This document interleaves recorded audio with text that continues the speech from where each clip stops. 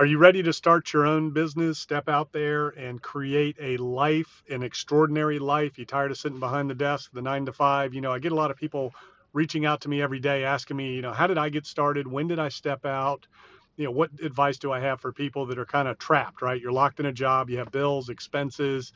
You can't really just quit and go start your own business, but you want financial freedom, you want life freedom, you want time freedom. So how do you begin? Where do you start? So number one, it starts with an idea. Okay, you got to have something that you can exchange value for value. So you have to have something that's of value for others that is going to get them to let go of their hard-earned money and pay you for whatever it is you're doing, whether it's a service, a product, whatever that is. You've got to have an idea that represents and creates value for others. Money is created when you solve problems for others, when you create opportunities for others, and when you serve others.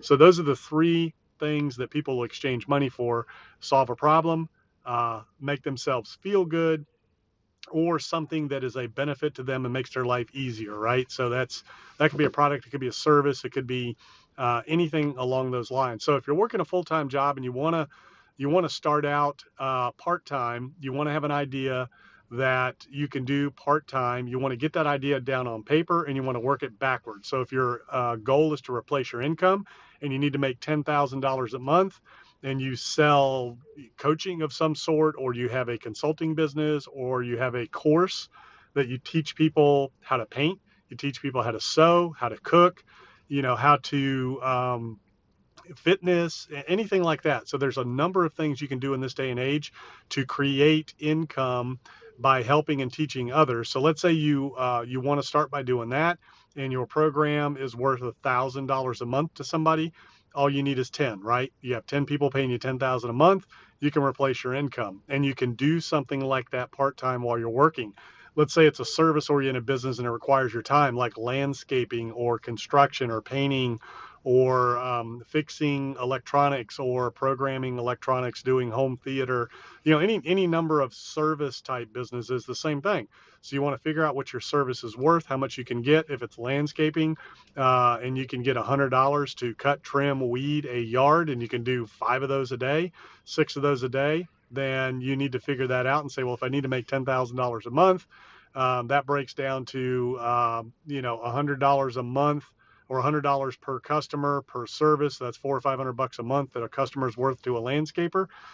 So you need 20 of those, right, to reach that $10,000 a month goal. Did I do that math right? Yeah, to reach that $10,000 a month goal.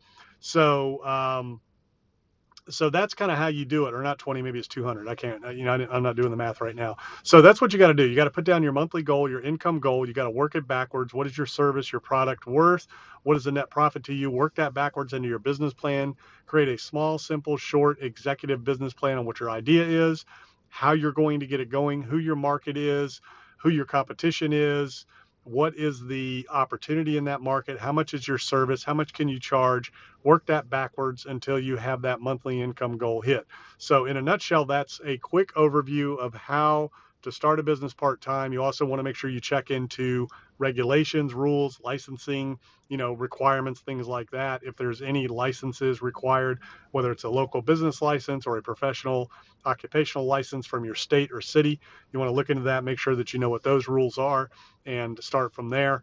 On the next video, we'll talk more about what it takes to lease a premises for your business and what that looks like. If you need a leasehold space for your business, we'll talk about, what should you look for in a space, what should you look out for in the lease, things like that, and a little bit more detailed in the business. But for now, executive business plan, get an idea, something that is of value to others, that either solves a problem, makes somebody's life easier, or really makes them feel good. It could be a DJ, it could be a party service, it could be weddings, anything like that. Work that thing backwards, figure out what you can do part-time to get started. If you're going in at full-time, make sure you've got at least 6 months to a year worth of income in the bank to kind of help you offset that time it takes to get the business up and going. Next steps, we're going to talk about marketing, leasehold space, a little bit more of the technical aspects of what it takes to start a business.